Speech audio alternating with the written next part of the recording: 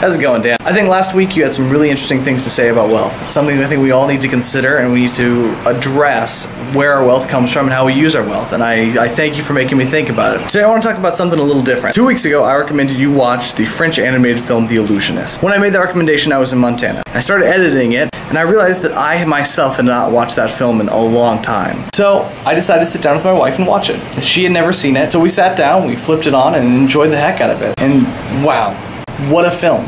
It was better than I remembered it being. It's a work of sheer beauty. It's moving. It's a triumph of filmmaking. And it is so melancholy. I think that's why it's beautiful.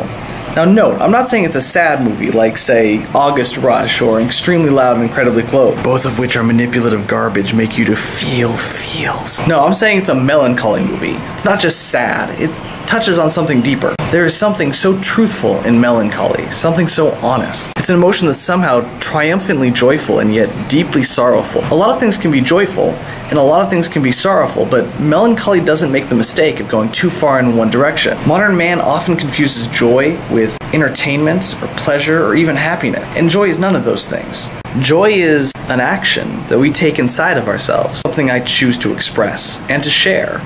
We often confuse sorrow with depression or despair, and sorrow doesn't have to be either of those things. Despair is very much an inward turning, something that I find inside myself and I fixate on instead of sharing good with other people.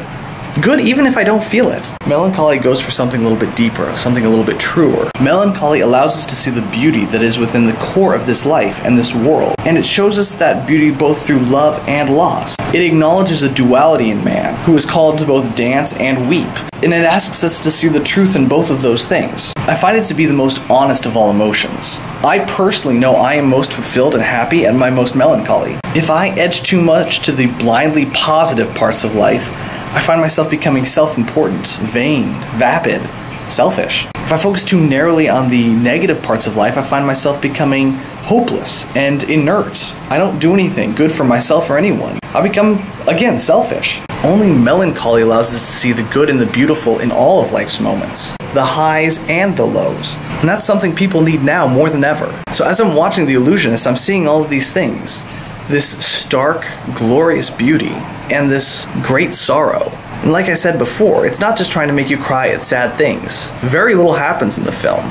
It's a very straightforward movie. It's about people living life, and life is hard. It never hides from the ugliness of life, and yet it never fails to show the beauty of even the darkest moments. I think authentic happiness comes from being honest with ourselves and everybody around. And I think that means stating that life is hard.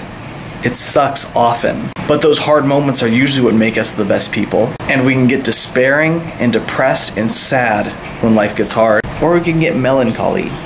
So Dan, I wish for you a very melancholy day. I wish you joyful greetings and sorrowful goodbye. I hope you have laughter and tears, and I hope in some way you can find joy in your sorrow and sorrow in your joy.